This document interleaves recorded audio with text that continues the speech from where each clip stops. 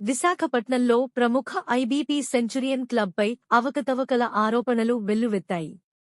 క్లబ్లో నిబంధనలకు విరుద్ధంగా అనేక కార్యక్రమాలు నిర్వహిస్తున్నారని, వాటిని ప్రశ్నించినందుకు తనను సభ్యత్వం నుంచి తొలగించారని క్లబ్ మాజీ సభ్యుడు కాకర్లపూడి శివాజీ ఆరోపించారు. ఈ విషయంపై విశాఖ పోలీస్ కమిషనర్తో పాటు సంబంధిత అధికారులకు ఫిర్యాదు చేసినట్లు ఆయన తెలిపారు. అలాగే ఎన్ఫోర్స్మెంట్ డైరెక్టరేట్కు కూడా ఫిర్యాదు చేసినట్లు పేర్కొన్నారు. తనకు క్లబ్లోని కొంతమంది సభ్యుల నుంచి ప్రాణహాని ఉందని పేర్కొన్న శివాజీ తక్షణం రక్షణ కల్పించాలని కోరారు. క్లబ్లో జరుగుతున్న అవకతవకలపై ప్రభుత్వం సమగ్ర విచారణ జరపాలని ఆయన డిమాండ్ చేశారు. అవును కదా, అమెండ్మెంట్ లేదు.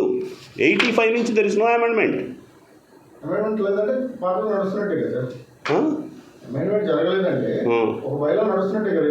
లేదు కాదు సార్, డిస్ట్రిక్ట్ రిజిస్టర్ అదే కదా, డిస్ట్రిక్ట్ రిజిస్టర్ ఇచ్చింది. ఇప్పుడు 1934లో ఒక బైలా ఉంది సార్, ఆ బైలాలో ప్యాకాట్ లేదు. ఆ బైలాలో కార్డ్స్ రూల్స్ లేవు, పనిష్మెంట్స్ లేవు, బార్ లేదు. లేదు, ఎప్పుడు జరిగింది? ఏది జరగలేదు. ఇది వాళ్ళు రాసుకున్నారు, వాళ్ళు రాసుకొని వాళ్ళు బుక్లో పెట్టి వాళ్ళ ఆఫీస్లో పెట్టుకున్నారు. అవదు, చెల్లదు. పట్టుకోవాలి, డిస్ట్రిక్ట్ రిజిస్టర్ పట్టుకోరు. ఎందుకు పట్టుకోరో తెలియట్లేదు. రాజకీయ నాయకులు ఉన్నారా, పెద్ద సోర్సెస్ ఉన్నాయా, అసలు లేదు. రిజిస్ట్రేషన్ అవ్వలేదని ఇచ్చాడు చూడండి. There is no amendments registered. That's what he said.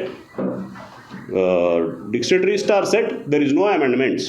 అంటే బైలా 85 నుంచి అమెండ్మెంట్స్ లేవు. 85 నుంచి నాట్ ఈవెన్ సింగిల్ అమెండ్మెంట్. 85 తర్వాత జాయిన్ అయిన మెంబర్ ఎవడో మెంబర్ కాదు. దీని ప్రకారం ఎవ్రీ మెంబర్ జాయిన్ అయినప్పుడు అమెండ్మెంట్స్లో నోట్ చేయాలి. ఎవ్రీ ఇయర్ అమెండ్ చేయించాలి. అమెండ్ అవ్వకపోతే ఆ మెంబర్ కాదు. అసలు ఆఫ్టర్ 85 మెంబర్ కాదు. రేటు పెరిగింది తగ్గింది అవి ఎవరు చెప్తారు సార్? అసలు అమెండ్మెంట్స్ లేవు క్లబ్కి. అమెండ్మెంట్ లేని క్లబ్ నడవటానికి లేదు సార్. అమెండ్మెంట్ ఇప్పుడు పర్మిషన్ లేకుండా ఏ ఆర్గనైజేషన్ నడకూడదు, రూల్స్ లేకుండా ఏ ఆర్గనైజేషన్ ఉండకూడదు. రూల్స్ లేకుండా నడుస్తున్న ఆర్గనైజేషన్ ఇది. దీన్ని ఎవరు అడగరు.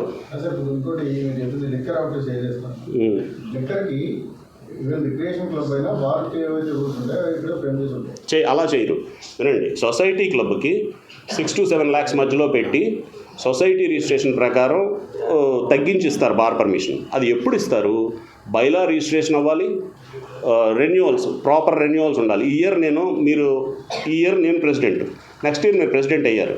మీరు ప్రెసిడెంట్ అయ్యారు అన్నది పట్టుకెళ్ళి రిజిస్టర్ ఆఫీస్లో ఇవ్వాలి. ఇస్తే అది రెన్యువల్ చేయాలి ఎవ్రీ ఇయర్. రెన్యువల్ చేయకపోతే మీరు అసలు బ్యాంక్ అకౌంట్ ఆపరేట్ చేయడానికే పనికిరారు. ఇయర్ కాదు సార్, ఇది బార్ పాలసీలో కాదు. చేయాల్సిందే. వస్తుంది. రెన్యువల్ చేస్తున్నారు. బార్ లైసెన్స్ రెన్యువల్ 7 లక్షలు కట్టి రెన్యువల్ చేసేస్తారు. అమెండ్మెంట్స్ లేకుండా ఎలా రెన్యువల్ చేస్తున్నారు? సబ్మిట్ సార్, అదే నేను అడగమంటున్నాను సార్. వాళ్ళు అసలు ఎక్సైజ్ డిపార్ట్మెంట్కి సబ్మిట్ చేసిన ఆధారాలు ఏంటి? ఎలా ఇచ్చారు? ఇవ్వకూడదు. ఇది లేకుండా ఇవ్వకూడదు అన్నది రూల్ ఉంది. మీకు రూల్ కావాలంటే ఇస్తా. అదే డిస్ట్రిక్ట్ రిజిస్టర్ ఇచ్చిన రూల్. అంతే. బెల్ట్ షాప్ కూడా కాదు, బెల్ట్ షాప్ కంటే ఘోరం సార్. ఇది చూడండి సార్, ఇది ఆయనకి ఇవ్వండి సార్. రూల్స్ ఇవి రూల్స్ అండి. These are the rules. ఇవేవి డిస్ట్రిక్ట్ రిజిస్టర్ ఆఫీస్లో తీసుకున్న రూల్స్. 1934 యాక్ట్ రిజిస్టర్ అయితే ఏంటి ఉంటాయా, పనిచేస్తాయా, పనిచేయవు. క్లబ్ ఉండడానికి లేదు, లీగల్ శాంటిటీ లేదు. ఇవన్నీ వాళ్ళు ఇచ్చింది. లీగల్ శాంటిటీ లేదు. That's what in this rule said. ఇక చూడండి, లీగల్ శాంటిటీ లేదు. అసలు వాళ్ళు అకౌంట్ ఓపెన్ చేయడానికి లేదు. 2 అకౌంట్స్ ఓపెన్ చేశారు last year. They don't have right to open an account. చేస్తే అది ఇల్లీగల్. బ్యాంకర్ ఓపెన్ చేయకూడదు. 4 కోట్లు ఇస్తామంటారని ఓపెన్ చేసేస్తారు వాళ్ళు అసలు ఏ ఆధారాలు తీసుకోకుండా బ్యాంకర్ అకౌంట్ ఎలా ఇస్తున్నాడు? ఎంత ఇన్ఫ్లుయెన్స్ చేస్తే ఇస్తున్నాడు? ఎవరున్నారు పెద్దోళ్ళు ఎవరున్నారు అనేది మనకు తెలియకపోవడం ప్రాబ్లం సార్. రైటే మీరు అడిగింది 100% కరెక్ట్ క్వశ్చన్.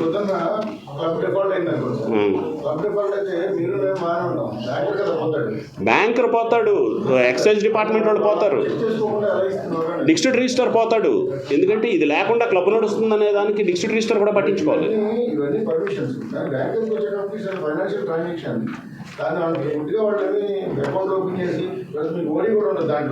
ఓడి ఉండదు సార్. వీళ్ళే డిపాజిట్లు ఉంటాయి. వీళ్ళే 5 కోట్ల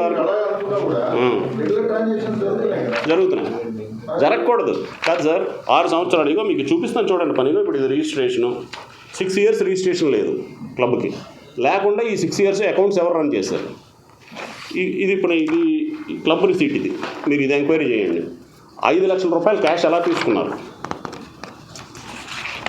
అసలు ఎక్కడైనా ఉందా? 5 lakhs మీరు క్యాష్ పట్టుకెళ్ళి కట్టపట్టుకెళ్ళి 4,75,000 రిసీట్, సింగిల్ రిసీట్ ఎవరైనా తీసుకుంటారా?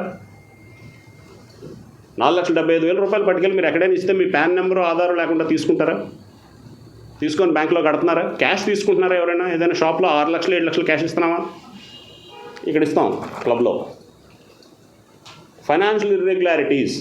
నెక్స్ట్ అసలు అమెండ్మెంట్స్ లేవు సార్. అమెండ్మెంట్స్ లేకపోతే ఇది బైలా, ఇది లా, ఇది అన్రిజిస్టర్డ్ బైలాస్కి లా. ఇది డిస్ట్రిక్ట్ రిజిస్టర్ ఆఫీస్లో ఇచ్చిన కాగితం. దీంతో పాటు అమెండ్మెంట్స్ లేవు అంటూ ఇది ఇచ్చింది. మేము డిస్ట్రిక్ట్ రిజిస్టర్ గారిని ఇదే అడిగాం, ఇది లేకుండా ఎలా రన్ అవుతుంది అడిగితే, డిస్ట్రిక్ట్ రిజిస్టర్ అది మీరెవరు అడగటానికి? మీరు అడిగిన దానికి ఇచ్చామా లేదా ఆర్టీఐ? మీరు ఇదే అడిగారు, ఇది ఇచ్చాం, మళ్ళీ ఇంకో ఆర్టీఐ వేయండి. దట్స్ వాట్ ఈ సెట్. అతను ఆన్సర్ ఇస్తారట. అతను వెళ్ళి పట్టుకునే పని అతనిది కాదట. ఆ డిపార్ట్మెంట్ వేరట. మాకు సంబంధం లేదు, మాకు రిజిస్ట్రేషన్ వచ్చి చేయించుకుంటేనే మేము చేస్తాం, చేయించకపోతే వాడికి వ్యాలిడిటీ లేదని నీకు అడిగా ఇచ్చాం అంతే. ఇంకా వ్యాలిడిటీ లేదు అని ఇచ్చారు. వాళ్ళకి వ్యాలిడిటీ లేదని వాళ్ళే ఇచ్చారు. డిస్ట్రిక్ట్ రిజిస్టర్ ఆఫీస్లో ఇచ్చారు వ్యాలిడిటీ లేదు అని. కోర్టులో ఎప్పుడు నుంచి ఉందండి ఇది? ఇది మొన్న 24 నుంచి అండి, ఇయర్ 24 నుంచి కోర్టులో ఉందండి. మీరు వేసింది 24 నుంచి ఇప్పుడు అవుతున్న కేసు. నేను 19లో వేసింది, 23లో విత్డ్రా అయ్యానండి. ఎందుకు విత్డ్రా అయ్యానంటే 19 నుంచి 23 వరకు ప్యాకెట్ ఆడలేదు, మిస్మేనేజ్మెంట్ తగ్గింది, మిగిలినవి కూడా అన్నీ రెక్టిఫై అవుతాయనే ఉద్దేశంతో నేను విత్డ్రా అయ్యాను. అప్పుడు ప్రెసిడెంట్ ఎవరు, ఇప్పుడు ప్రెసిడెంట్ ఎవరు? సంవత్సరానికి ఒకళ్ళు మారుతారు సార్. ఎవ్రీ ఇయర్ 19, 20, 21, 22 అలా ఎవ్రీ ఇయర్ ప్రెసిడెంట్లు మారుతూ ఉంటారు. ప్రెసిడెంట్లు, సెక్రటరీలు అందరూ మారుతుంటారు. అందరూ ఆ రోజు ఎవరుంటే వాళ్ళు అన్వయలతో. ఇప్పుడు మీరు చెప్తున్నారు కదా ఆయన ఎవరు? విష్ణు కుమార్ రాజు. ఇప్పుడు 1 year నుంచి ఆయన. ఎప్పుడు నుంచి ఎప్పుడు 25-26 ఇయర్ అంటే మే. మరి మీరు వేసింది 2024లో కదా? నేను 24లో వేసాను. 24 ఉన్న కమిటీ మీద వేసాను. వాళ్ళ మీద క్రిమినల్ కేసు కూడా ఉంది. మరి ఇప్పుడు ఆయన మీద మీరు ఎలాగా అభియోగం చేస్తారు? ఈ ప్యాకెట్ నడుస్తుంది కదా సార్, వాళ్ళ మీద ఎలాగ అభియోగం ఉంది. ఇప్పుడు ఒక కమిటీ కాదు సార్, ఇలాగ 20-30 కమిటీలు, 85 నుంచి నడుస్తుంది ఇదంతా. 85 నుంచి ఉన్న అన్ని కమిటీలు ఇలాగే చేస్తున్నాయి. 85 నుంచి ఇయర్కి ఒకరు మారుతున్నారు, అందరూ ఇలాగే చేస్తున్నారు. మరి అందరి మీద వేసారా కేసు? మీరు ప్రెసిడెంట్ ఇప్పుడు 24లో ఉన్న కమిటీ మీద వేసాము. మీకు ఎప్పుడు సస్పెండ్ చేశారు? 24లో. నేను కంప్లైంట్ ఇస్తే సస్పెండ్ అయిన మెంబర్ దగ్గర కంప్లైంట్ తీసుకోమన్నారు మహారాణిపేటలో. గతంలో కూడా మీరు సస్పెండ్ అయ్యారా? గతంలో 19లో సస్పెండ్ చేశారు సేమ్ రీజన్తో. టెన్నిస్ కోర్టులో కార్లు పెడుతున్నారు, ప్యాకెట్ ఆడకూడదు అన్నదానికే సస్పెండ్ చేశారు. మీరు ఆ 2 ముక్కలు అన్నదానికి మీరు సస్పెండ్ చేశారు.